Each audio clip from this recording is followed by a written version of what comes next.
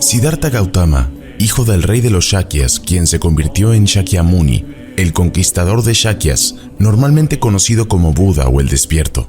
Después del nacimiento de su hijo, Siddhartha estuvo 13 años a disposición de su padre, pero por su carácter serio e inquisitivo se cansó de los placeres fugaces de la vida principesca, provocando el anhelo de algo más. Aunque su padre le hubiera protegido de las realidades de la vida, los viajes del príncipe fuera del recinto palaciego le permitieron ver a un viejo, un enfermo, un cadáver y un hombre santo. Profundamente conmovido por estas experiencias, Siddhartha decidió seguir el camino del hombre santo y hallar una solución al sufrimiento de la vida. El día en que cumpla 29 años, Siddhartha emprendió una vida de asceta errante. Para no poner sobre aviso a su padre ni alborotar a la corte, envolvió con tela las patas de su caballo y se marchó con su fiel criado Channa, abandonando a su mujer e hijo y a su antigua vida de lujos. Siddhartha y Channa cruzaron el gran río Anoma. En la otra orilla, Siddhartha se cortó el pelo y la barba, y se despidió de Channa dándole su ropa de príncipe y su amado caballo. Siddhartha había optado una vida de pordiosero sin lugar fijo donde resguardarse. Dormía al aire libre o a la sombra de un árbol. Vestido únicamente con harapos, descalzo y con la cabeza rapada, viajaba a pie con cualquier clima. Había renunciado a todas sus posesiones, solo tenía un cuenco para pedir limosna. Entonces se sometió sucesivamente a las enseñanzas de 2 maestros de meditación. Progresaba tan deprisa y se entregaba tanto que ambos le designaron como su sucesor. Pese a haber aprendido todo lo que se le podía enseñar, incluida mucha disciplina y las bases de la práctica, Siddhartha insatisfecho se lanzó a buscar la liberación por sus propios medios. Siddhartha buscó la liberación del dolor durante 6 años de rigurosa austeridad en compañía de 5 discípulos. Meditar hasta altas horas de la noche casi no le dejaba tiempo para comer, lavarse o dormir. Hubo veces en que Siddhartha solo comió un grano de arroz al día. A la larga su cuerpo se desmarcó y se puso negro. Físicamente deteriorado y casi muerto de hambre, Siddhartha comprendió que sin comida no tendría fuerzas para alcanzar la iluminación. Así que aceptó el cuenco de gachas de arroz que le ofrecía la hija de un pastor, Sujata, y se lavó el cuerpo, el pelo y la ropa. Siddhartha fue abandonado por sus discípulos que le acusaban de haber adoptado una vida de comodidad y de lujo. Sin amigos, maestros ni discípulos, Siddhartha estaba totalmente solo, sin estatus social. Decidido a resolver de una vez por todas sus problemas, se puso a meditar debajo de un árbol bodhi. Así debía sentarse en meditación tenaz y solitaria, controlando sus pensamientos, apartado de sus pasiones y prescindiendo de sus pertenencias, teniendo por morada permanente un lugar bello y tranquilo. Bhagavad Gita. Mucho antes de todo ello, Mara, el tentador sobrenatural del budismo, envió a un demonio llamado Ojo Rojo para que vigilase el árbol Bodhi bajo el que, según la profecía, un bodhisattva aspiraría a la condición de Buda. Durante siglos Ojo Rojo vio pasar a mucha gente por el árbol Bodhi sin advertir nada inquietante, pero un día acudió muy agitado a la presencia de Mara, que le preguntó: ¿qué pasa? El demonio rojo contestó: Señor, he visto pasar a miles de personas cerca del árbol Bodhi, sin ver nada de lo que informar, pero ahora hay un hombre que se acerca al árbol con una forma de caminar que me hace creer que cumplirá todo cuanto se proponga. Cuidado, Majestad, con todo lo que va a suceder. Mara envió 3 tentaciones para frustrar la búsqueda de Siddhartha. La primera fue el deber. Vuelve a tu reino, conminó a Siddhartha, que ya has hecho bastante. La segunda fue el placer sensual, en la forma de las 3 irresistibles hijas de Mara. Como tampoco funcionaba, Mara mandó a sus hijos 3 demonios que siembran el miedo dentro del corazón humano, y estos atacaron a Siddhartha con terremotos y lluvias de piedras. Las tentaciones de Mara representan los 3 grados de emancipación por los que debe pasar el ser humano antes de la liberación, del deber, del deseo sensual y de la protección irracional de sí mismo y del miedo. Al final Mara exclamó: «Levántate de este asiento que es mío». Siddhartha, impertérrito, tendió la mano hasta tocar el suelo, invocándolo como testigo del mérito de sus vidas anteriores, y la tierra tronó: «Testifico por el futuro Buda». Mara había sido derrotado.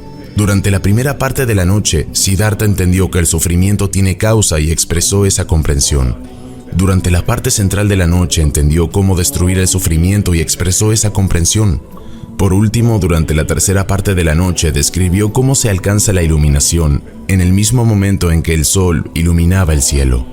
Después de 49 días de meditación durante la última parte de la noche, Siddhartha despertó como de un sueño y estaba iluminado. Según la tradición del norte, a darse cuenta de su condición de Buda, exclamó: ¡qué maravilla, qué milagro! Todos los seres poseen plenamente la sabiduría y el poder del Tathagata, término como también se le conoce al Buda. Por desgracia, los seres humanos no son conscientes de ello a causa de la persistencia de sus apegos. En ese momento de la cuarta parte de la noche, el romper del alba, todo lo que se mueve y lo que no se mueve quedó en silencio. Y el gran vidente llegó al estado que no conoce alteraciones, el estado de la omnisciencia. Cuando él supo esta verdad como Buda, la tierra osciló cual si estuviera ebria de vino, los cuartos brillaron con la luz de muchos siddhas y en el cielo resonaron poderosos tambores. Soplaron dulces brisas, llovió humedad de un cielo despejado y de los árboles cayeron flores y frutas como si todo fuera en su honor. Buda pasó 7 días contemplando agradecido al árbol Bodhi. Después pasó una semana debajo de la higuera de Bengala Ajapana, otra bajo el árbol Mukalinda y otra bajo el árbol Rajayatana. Toda la naturaleza se regocijó y participó en el esfuerzo de Buda y en el futuro de su iluminación. Un brahmán le preguntó a Buda: ¿eres Dios? No, Brahman, dijo Buda. ¿Eres un mago? No, Brahman, dijo Buda. ¿Entonces qué eres? Alguien despierto. En cierto modo, la historia de Buda es la de una persona como nosotros, y así es su búsqueda de la verdad, que culminó con su iluminación bajo el árbol Bodhi. Se nos muestra entonces lo que debemos hacer para llegar a ser como él. Esto no es sino una búsqueda que nosotros mismos debemos emprender para descubrir lo que significa para cada uno. Y lo mismo ocurre con los innumerables Budas del budismo tibetano. ¿Por qué no un solo Buda, Shakyamuni? ¿Qué significa la plétora de Budas? ¿Qué son exactamente y cómo se relacionan con nuestro viaje espiritual? En la década de 1990, un estudiante preguntó a uno de los grandes lamas: ¿los Budas son reales o imaginarios? En una respuesta maravillosamente enigmática, el lama respondió: sí, su interpretación depende de nosotros resolverlo. Buda, deidad, deidad meditativa, Yidam, los términos son sinónimos y todos se refieren a la mente iluminada que se manifiesta de una forma particular para beneficiar a los seres sensibles. Así, Chenrezig, el Bodhisattva de la compasión, es la manifestación de la compasión de los Budas. Tara es la manifestación de las actividades iluminadas de los Budas y así sucesivamente. Los numerosos Budas se manifiestan según las diferentes propensiones de las distintas personas. Están ahí para ayudarnos en lo que necesitemos, si somos capaces de abrirnos a ellos. A veces necesitamos más compasión que sabiduría, a veces necesitamos un enfoque más iracundo, otras veces más pacífico. Tenemos una afinidad natural con uno o con muchos Budas. Eso no significa que un Buda sea mejor que los demás, sino que habrá alguno o algunos que resonarán más con nosotros. Cada Buda tiene un mantra. Un mantra es una serie de sílabas sánscritas que evocan la energía de ese Buda en particular. Todo sonido tiene energía. La palabra sánscrita mantra tiene 2 sílabas, man, que significa mente, y tra, que significa proteger, por lo que un mantra es algo que protege nuestra mente. Los beneficios de la recitación de mantras son enormes. Hay muchas historias sobre enfermedades terribles como el cáncer que se curan con mantras, o sobre personas o animales a los que se ayuda a tener una muerte pacífica y un renacimiento positivo recitándoles mantras. Pero el beneficio supremo de un mantra es su capacidad para transformar nuestra mente. Al transformar nuestra mente, esta tiene el poder de romper los hábitos negativos y desarrollar los positivos. A medida que nuestra mente cambia, aumenta nuestra capacidad de ayudar a los demás, por lo que también recitamos mantras para los demás. Al vincularlos a la mente omnisciente, la sabiduría y la compasión del Buda y de todos los seres iluminados, al recitar un mantra invocamos ese gran poder que nos conduce de la no virtud a la virtud. Buda dijo: no cometas ninguna acción no virtuosa. Realiza solo acciones virtuosas perfectas. Somete tu mente por completo. Esta es la enseñanza del Buda. Todo el camino budista se reduce a estos 2 consejos: no dañar a los demás y beneficiarlos. Para ello debemos dominar la mente, lo que significa acumular méritos, realizando únicamente acciones virtuosas y purificando cualquier huella negativa en nuestra corriente mental procedente de acciones negativas que hayamos realizado en el pasado. Se dice que cada sílaba sánscrita crea una vibración sagrada en la mente, por lo que cada sílaba de cada mantra tiene el poder de alterar nuestro sistema nervioso, psíquico, de formas sutilmente distintas. Algunos mantras recorren suavemente la mente e invocan paz y satisfacción. Otros parecen difíciles de pronunciar y tienen un efecto marcadamente distinto. Un mantra funciona de dos maneras: externamente como un sonido sagrado que conlleva una bendición, e internamente como una herramienta para transformar nuestra mente en una más compasiva y sabia. Si adquirimos el hábito de recitar mantras cada vez que la mente se desliza hacia una neutralidad aburrida o hacia un exceso emotivo, no solo cuando realizamos una práctica de meditación diaria, sino siempre que nos ocupamos de nuestros asuntos, podemos devolvernos a una paz y a una amplitud que protegen nuestra mente de la negatividad. Es probablemente la herramienta mental más valiosa que podamos tener. Por lo general, para recitar un mantra se necesita una iniciación impartida por un maestro cualificado que forma parte de un linaje ininterrumpido. Sin embargo, algunas deidades son tan populares que sus mantras son recitados por muchas personas, hayan recibido o no una iniciación. Además, incluso sin una iniciación, a menudo es permisible y muy beneficioso hacer una versión simple de la práctica. El mantra más popular es el de Chenrezig, tal como se le conoce en el Tíbet, Avalokiteshvara en sánscrito, y en Japón se le conoce como Canon. Parece que apenas hay tibetanos que no tengan constantemente Om Mani Padme Hum en los labios, y entre los no tibetanos también es muy popular. Como Chenrezig es la manifestación de la compasión de todos los budas, su mantra está por todas partes en el Tíbet, en Nepal, y mucha gente lo practica.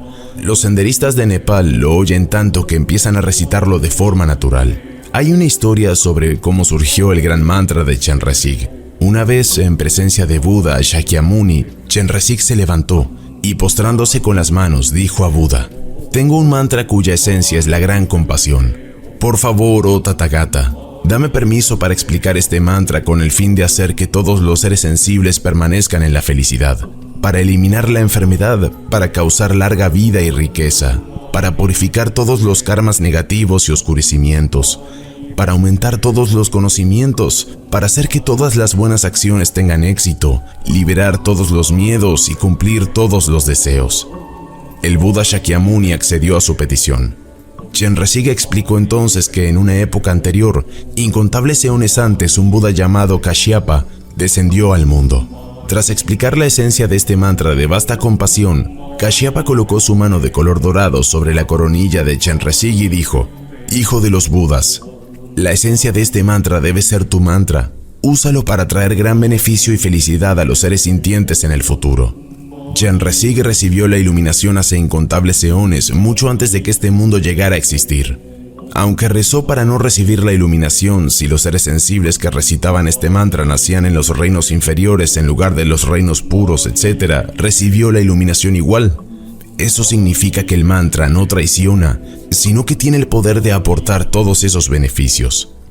El mantra de 6 sílabas del Buda de la compasión, Om Mani Padme Hum, contiene todo el camino budista, incluso los caminos de los 4 niveles del Tantra: Kriya Tantra, Charya Tantra, Yoga Tantra y Yoga Tantra más elevado.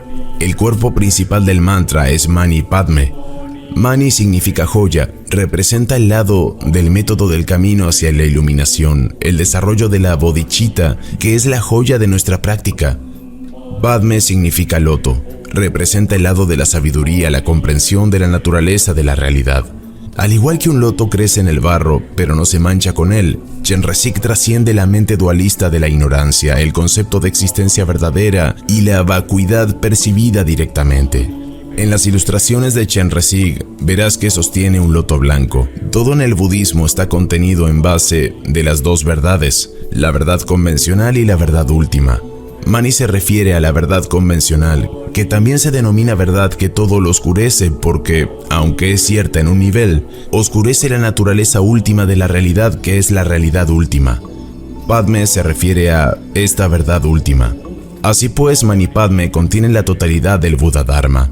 La base, las dos verdades, el camino, método y sabiduría, y meta alcanzar el Rupakaya o cuerpo de forma y Dharmakaya o cuerpo de verdad de un Buda. Mani nos conduce a la Rupakaya, Padme nos conduce al Dharmakaya. La última sílaba del mantra es establece la raíz de la bendición en nuestro corazón y nos permite actualizar el método y la sabiduría contenidos en Mani y Padme. Es un poco como decir, cuando llamamos a alguien para que nos preste atención. Al decir estamos solicitando a la santa mente compasiva de Buda que nos preste atención y nos conceda esto. Los mantras son interpretados de varias maneras por sus practicantes o simplemente con meras secuencias de sonidos cuyos efectos caen fuera de una posible definición estricta. En el caso de este mantra en particular, y en los intentos por capturar en palabras su sagrada resonancia, suele ser traducido en muchas ocasiones como la joya en el loto del corazón. Un modo de trabajar con este mantra es expandir su significado, determinando por ejemplo que las vibraciones de las 6 sílabas de su composición representan y favorecen la purificación de los 6 reinos de la existencia. El mantra Om Mani Padme Hum es fácil de decir y a la vez muy poderoso porque contiene la esencia de todas las enseñanzas. Su escritura en sánscrito, el lenguaje sagrado de la India, es así. Cuando dices la primera sílaba, Om, está bendecida para ayudarte a lograr la perfección en la práctica de la generosidad. Ma ayuda a perfeccionar la práctica de la ética pura. Ni ayuda a conseguir la perfección en la práctica de la tolerancia y paciencia. Pad, la cuarta sílaba, te ayuda a lograr la perfección en la perseverancia. Me te ayuda a lograr la perfección en la práctica de la concentración. Te ayuda a lograr la perfección en la práctica de la sabiduría. Om, la primera sílaba, está compuesta por 3 letras, A, U y M. Estas simbolizan el cuerpo y el habla y la mente impura del practicante. También simbolizan el cuerpo, el habla y la mente puras y exaltadas de un Buda. Existe la sabiduría que comprende la impermanencia, la sabiduría que comprende que las personas están vacías de autosuficiencia o existencia sustancial, la sabiduría que comprende el vacío de la dualidad. Esto es la diferencia de entidades entre sujeto y objeto, y la sabiduría que comprende el vacío de la existencia inherente. Aunque hay diferentes tipos de sabiduría, la principal de todas estas es la sabiduría que comprende el vacío. Indica indivisibilidad. La pureza debe lograrse mediante la unión indivisible entre el método y la sabiduría. Dicha unión está simbolizada por la última sílaba, Así, las 6 sílabas Om Mani Padme Hum significa que, a partir de la práctica de un camino que es la unión indivisible del método y la sabiduría, puedes transformar tu cuerpo, tu habla y tu mente impura en el cuerpo, el habla y la mente pura y exaltada de un Buda. Cada una de las 6 sílabas destruye la continuidad de la raíz de los 6 engaños: apego, ira, ignorancia, orgullo, duda y visión errónea. Cada una de ellas crea las condiciones para alcanzar las 6 perfecciones del Bodhisattva: caridad, moralidad, paciencia, perseverancia, concentración y sabiduría. Recitar el mantra de 6 sílabas nos permite alcanzar las realizaciones más elevadas y progresar a través de los 5 caminos necesarios para lograr la iluminación. Los caminos del mérito, la preparación, la visión, la meditación y el no aprender más, que es la iluminación. Esto es solo una fracción de lo que significa Om Mani Padme Hum. Abarca las 84.000 enseñanzas de Buda e integra en una sola esencia las intenciones de todos los Budas de las 10 direcciones. Es el origen de todas las clases de virtud y de todas las clases de felicidad. ¿Por qué el beneficio particular de recitar este mantra es generar compasión por todos y cada uno de los seres sensibles cuya mente está oscurecida y que sufren? No solo deseamos que se liberen de todos sus sufrimientos y contaminaciones, sino que nosotros mismos asumimos esa responsabilidad. Se dice que no debes buscar la budeidad fuera de ti. Las sustancias para el logro de la budeidad están dentro de ti. Para los tibetanos, este es el mantra de los mantras, la invocación más sagrada y poderosa.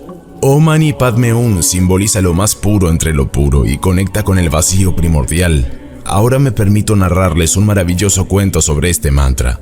Una bondadosa joven que era lechera, todos los días sacaba algún rato para llevar leche a un ermitaño y encargarse así de su manutención.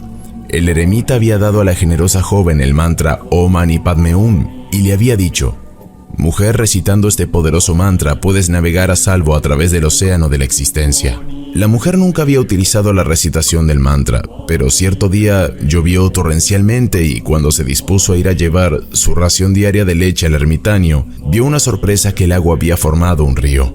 ¿Cómo pasarlo? Entonces recordó que el hombre piadoso le había dicho: recitando este poderoso mantra puedes navegar a través del océano de la existencia. Y se dijo a sí misma: pues si con este mantra puedo navegar a través del océano de la existencia, más podré pasar este río. Y la mujer comenzó a recitar Om Mani Padme Hum, y lo hacía con gran motivación y fe. Tranquilamente cruzó el río caminando sobre sus aguas. Cuando la joven estaba frente al ermitaño, sabiendo en qué condiciones estaban los caminos por las torrenciales lluvias, preguntó perplejo: «Pero mujer, ¿cómo has podido llegar hasta aquí?».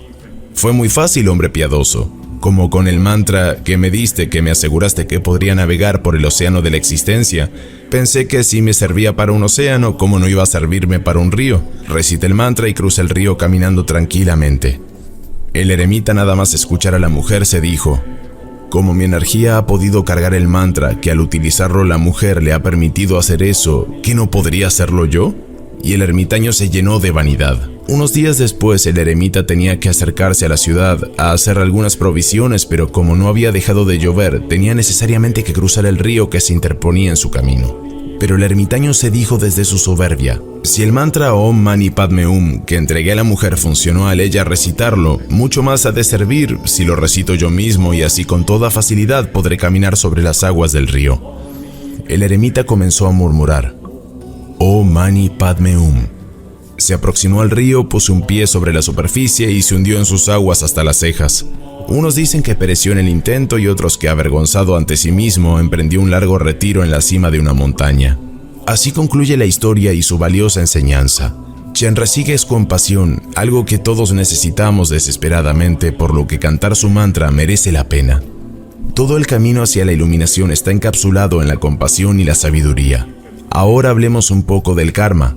Karma es el origen de la existencia física y el astuto invento de la naturaleza para mantener esta existencia. La ley del karma hace que se nos apegue ojo por ojo y diente por diente, en forma de alegría o sufrimiento. Es el látigo aguijonante en las manos ocultas de la naturaleza. La mente contrae karma, coloca una cubierta sobre el alma y gobierna el cuerpo a través de los órganos y los sentidos. Aunque es el alma la que imparte fuerza a la mente, esta última, por el contrario, ha logrado soberanía y está gobernando el alma. El control sobre la mente es entonces el primer paso hacia la espiritualidad. Victoria sobre la mente es victoria sobre el mundo. Aún los yogis y místicos realizados que pueden trascender a altas regiones espirituales no dejan de ser tocados por la mano del karma. Los santos clasifican los karmas en 3 grupos diferentes como sigue. En primer lugar, sanchit, almacenados. Acciones buenas o malas que están registradas en nuestra cuenta como ganadas y contraídas en todos los cuerpos anteriores del orden de la creación, contando desde el día de la primera aparición de la vida en la tierra. Pero el ser humano no sabe nada de ellos y de su magnitud. En segundo lugar, prarabdha, destino. Karmas que forman el resultado y efecto de acciones del pasado que han dado al ser humano el cuerpo actual y que tienen que ser pagados en esta misma vida. Las reacciones de estos karmas vienen a nosotros inesperada e imperceptiblemente y por tanto no tenemos control alguno sobre ellos. Ya sea bueno o malo, tenemos que tolerar y soportar este karma riendo o llorando como mejor nos convenga. En tercer lugar, Kriyaman, cuenta de nuestras acciones en el cuerpo actual. Este es diferente de los 2 grupos arriba mencionados, ya que aquí el ser humano es libre de hacer exactamente lo que le plazca dentro de ciertos límites. Sabiéndolo o no sabiéndolo, las acciones ejecutadas y que quedan bajo esta clasificación dan su fruto. El resultado de algunos de estos karmas los cosechamos antes de morir y el resto es transferido a la bodega sanchit. El karma es la causa del renacimiento y cada nacimiento, a su vez, es seguido de la muerte. Así continúa el ciclo de goces y de sufrimientos, los cuales son los compañeros del nacimiento y de la muerte. Así como piensas, en eso te conviertes. Es una ley inalterable de la naturaleza por la cual este universo existe. Ninguna cantidad de integridad o de genio puede absolver al ser humano mientras haya el más ínfimo trazo de karma. La ignorancia de la ley no es excusa, y aunque bajo circunstancias especiales puede haber alguna concesión o relajamiento en las leyes hechas por el hombre, no existe esa concesión en las leyes de la naturaleza. Todo el karma debe ser eliminado totalmente antes de obtener la salvación permanente. El ser humano es el hacedor de su propio destino. Aunque no podamos alterar el pasado, sin embargo, podemos forjar el futuro lo mejor que podamos. Recitar un mantra como Om Mani Padme Hum, el mantra de Chenrezig, no solo es la purificación más increíble, purifica las impurezas y los karmas negativos acumulados no solo de esta vida, sino de renacimientos sin principio, sino que también acumula grandes méritos. Los occidentales han pedido muchas veces que se les explique cómo funcionan los mantras. Es una pregunta que procede de la mente occidental, no se plantea en Asia, desde luego no entre los tibetanos porque ellos tienen fe. Cuando hay agua, ¿qué hace el agua? Moja las cosas, esa es su naturaleza. El fuego tiene su propia naturaleza, que es arder. Todo tiene su propia naturaleza. Los mantras también tienen su propia naturaleza, su naturaleza es transformar la mente. Cualquier palabra que digamos afecta la mente de otra persona, haciéndola feliz, triste o enfadada, entre muchos otros estados. El poder del mantra proviene del sonido, y ese sonido tiene el poder de transformar la mente hacia un ambiente de virtud. Pensar que los mantras son solo unos sonidos sánscritos que hay que cantar es una visión extremadamente limitada de lo que son. Son mucho más que eso. El sonido de un mantra tiene el poder de protegernos, manteniendo nuestra mente alejada de los pensamientos no virtuosos y fomentando los virtuosos, permitiéndonos así desarrollarnos hacia la iluminación. Del mismo modo que el Dharma en general nos sostiene, protegiéndonos del sufrimiento, Dharma significa literalmente lo que nos sostiene. Los mantras son una protección para la mente. En la guía de la forma de vida del Bodhisattva, el gran ser Shantideva dijo: por lo tanto, debo enfocar mi mente correctamente y vigilarla cuidadosamente. ¿De qué servirá mantener muchos votos si uno descuida el voto de vigilar la mente? Es vital recordar el consejo de Shantideva. Si nos olvidamos de proteger nuestra mente, ¿de qué sirve cualquier forma tradicional de disciplina?